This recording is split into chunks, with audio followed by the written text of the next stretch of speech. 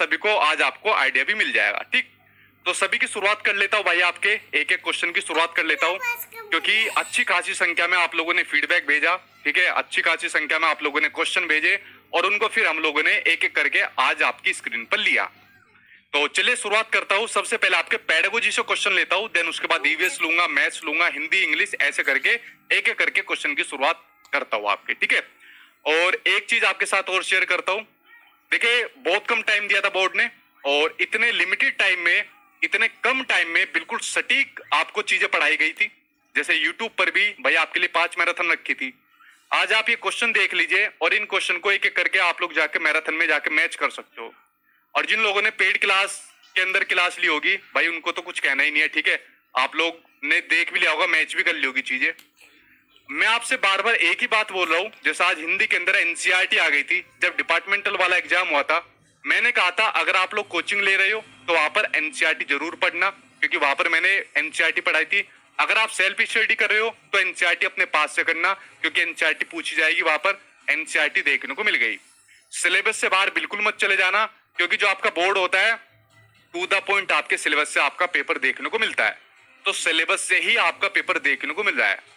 कुछ स्टूडेंट ऐसे आए थे जिन्होंने ये वाली बात कही थी कि सर आपने तो लिमिटेड चीजें पढ़ाई है, 30 क्लास के अंदर आपने कोर्स कंप्लीट करा दिया।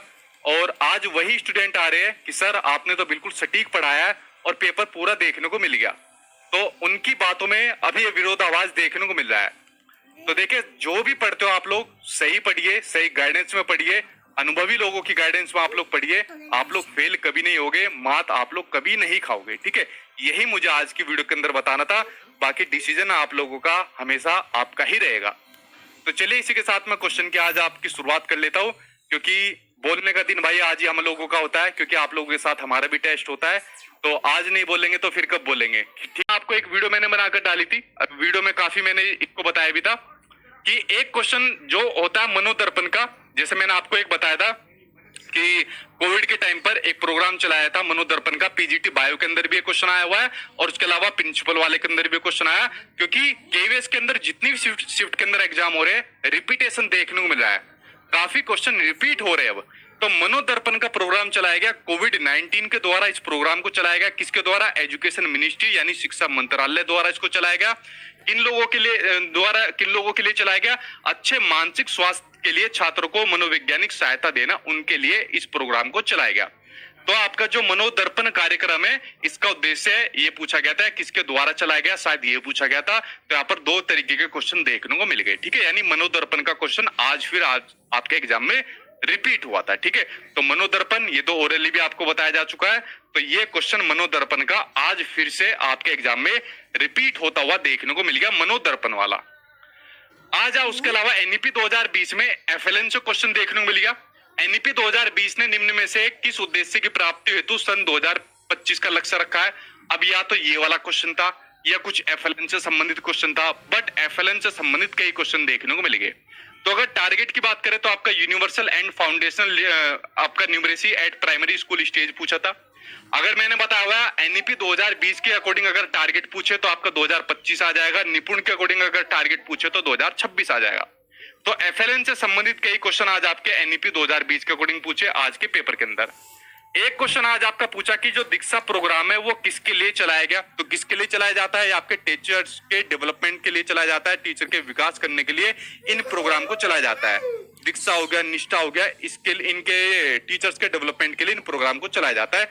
एक क्वेश्चन आज आपका दीक्षा से संबंधित पूछा गया। ठीक है, उसके अलावा देखें एक क्वेश्चन आज आपके एग्जाम में फिर ये रिपीट हो रहा है काफी, मेंटल इलनेस से संबंधित, कि मेंटल इलनेस के लक्षण क्या होते हैं, मेंटल इलनेस कि जो प्रभावी जो शुरुआत होती है वो किस प्रकार से प्रदर्शित होती है।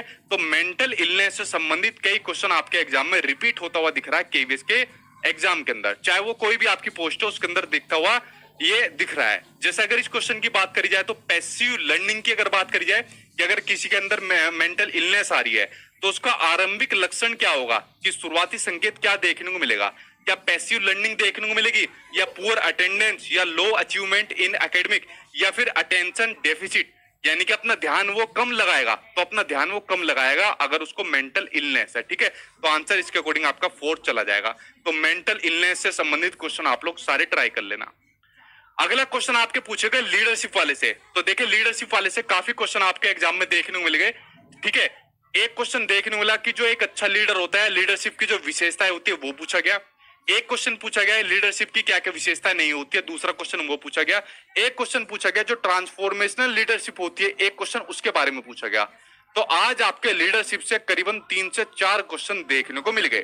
ठीक है, तो अब ये वाला एक क्वेश्चन कुछ इस तरीके से बताया, कुछ ने बताया नहीं ये वाला क्वेश्चन नहीं था, कुछ ने बताया कुछ मिलता हुआ जुलता क्वेश्चन था। तो इस पर कंक्लूजन पर मैं नहीं पहुंच पाया कि या वाकई में यही क्वेश्चन था या कुछ और क्वेश्चन था। बट मैं आपसे यही कहूंगा कि आप लीडरशिप से संबंधित जितने भी क्वेश्चन है उनको कर लेना, उसकी विशेषताओं को, कौन सी उसकी विशेषता नहीं है, और जो आपके लीडरशिप के जो टाइप्स दे रखे हैं उनको अच्छे तरीके से आप लोग कर लेना। ठीक है, तो मैं इस कंक्लूजन पर नहीं निकला कि ये एक्यूरेट क्वेश्चन है या नहीं है, जैसे बाकी क्वेश्चन लगभग वही है जो आज आपके एग्जाम में पूछे गए थे। तो लीडरशिप से करीबन 3 से 4 क्वेश्चन आज आपके एग्जाम में देखने को मिले। ठीक है, इसके ऊपर मैं कंक्लूजन पर नहीं निकला क्योंकि बहुत सारे बच्चों से आज मेरी बात हुई थी। ठीक है, एक क्वेश्चन देखने को मिला आज आपका कि जो स्कूल का जो पाठ्यचर्या होता है, स्कूल का जो करिकुलम होता है, उसके से संबंधित क्वेश्चन देखने को मिल गया। अधिकाधिक संभव अधिगमकर्ता जीवन में सफलता पाए, ये इसका सिद्धांत की बात करें नहीं होगा। प्रत्येक बच्चे पर स्कूल का सकारात्मक प्रभाव होना चाहिए, ये इसका सही आंसर हो जाएगा। ठीक है, कि हर बच्चे पर स्कूल का एक पॉजिटिव प्रभाव पड़े, ये स्कूल के करिकुलम का एक प्रिंसिपल, एक सिद्धांत होता है। सेकंड आंसर सही हो जाएगा। ठीक, पेडागोजी के भी क्वेश्चन चल रहे हैं। देखिए एक क्वेश्चन बड़ा सिंपल सा पूछा गया कि जो एसएमसी होती है तो उसकी इसके बारे में कौन सी धारा में बताया गया है। जो आरटी 2009 है उसकी किस धारा में एसएमसी का जिक्र किया हुआ है, तो उसकी किस धारा में जिक्र किया हुआ है, धारा नंबर 21। ठीक है, किस धारा में जिक्र किया हुआ है, धारा नंबर 21 में इसका जिक्र किया हुआ है। उसके अलावा आरटी 2009 में एक और धारा पूछ ली, नो डिटेंशन, जिसमें किया जाता है यानी बच्चों को फेल नहीं किया जाएगा, वो कौन सी धारा है, धारा नंबर 16 है। आरटी 2009 से तो यार भर भर के क्वेश्चन दे दिए इन्होंने। आरटी 2009 दे दिया, एनईपी 2020 दे दिया, और लीडरशिप, यहां से अच्छा खासा क्वेश्चन इन्होंने दे दिए। एक क्वेश्चन इन्होंने पूछ लिया कि how can intellectual disability be identified in classroom, कि इंटेलेक्चुअल डिसेबिलिटी को कैसे आइडेंटिफाई किया जा सकता है क्लासरूम के अंदर। तो मेरे पास 2 ऑप्शन आए, बाकी के 2 ऑप्शन नहीं आए, वरना इसका आंसर लगाया जा सकता था। रेस्टलेसनेस और माल एडजस्टमेंट, ये 2 ऑप्शन आए, बाकी आप लोग इसका आंसर लगा सकते हो। मैंने आपसे क्लियर कहा हुआ है, अगर आपके कंसेप्ट क्लियर है, अगर आपको अपने कंसेप्ट की समझ है, तो आप लोग ले जाओगे, आप एग्जाम को अच्छे तरीके से ले जाओगे, इसमें कोई भी शक नहीं है। दुनिया भर की चीजें पढ़ने का फायदा बिल्कुल भी नहीं है। पेपर आपका बड़ा नॉर्मल तरीके से आ रहा है, पेपर आसान आ रहा है आपका, तो अब दुनिया भर की चीजें पढ़ने का फायदा नहीं है। बस अपने कंसेप्ट को आप लोग स्ट्रॉन्ग कर लीजिए, आपका काम हो जाएगा। ठीक है, अगर मैं आगे बात करूं भैया, आपके एक क्वेश्चन बड़ा टेढ़ा सा क्वेश्चन था, जितने भी लोगों से बात करी कहा कि सर ये ऑप्शन ही समझ में नहीं आया, किस प्रकार के ऑप्शन थे कि इनमें से कौन सा लर्निंग डिसेबिलिटीज है। वहां पर स्टूडेंट ने कहा कि सर डिसलेक्सिया दिया था, ऑटिज्म दिया था, चलो ऑटिज्म को हटा दे, डिसकैलकुलिया भी दिया था। तो यार ये क्वेश्चन जब तक सामने नहीं आएगा तब तक इसका समाधान नहीं निकलेगा, क्योंकि लर्निंग डिसेबिलिटीज वहां पर पूछ रखी थी। ठीक है, तो कुछ ने कहा कि सर हम तो डिसलेक्सिया लगा कर आ गए, तो लगा कर आ गए तो ठीक है, वरना देखते हैं क्या पता कॉमन नंबर इसके ऊपर मिल जाए। How primary socialisation agency help child in education, यहाँ पर सोशलाइजेशन जो क्वेश्चन पूछ लिया कि जो प्राइमरी सोशलाइजेशन होती है कैसे हेल्प करती है बच्चे की एजुकेशन के अंदर, कैसे हेल्प करती है। अब आपको पता ही है भाई प्राइमरी सोशलाइजेशन की कौन कौन सी एजेंसी होती है, उसकी फैमिली होती है, आस पड़ोस का जो उसका माहौल होता है, तो वो उसकी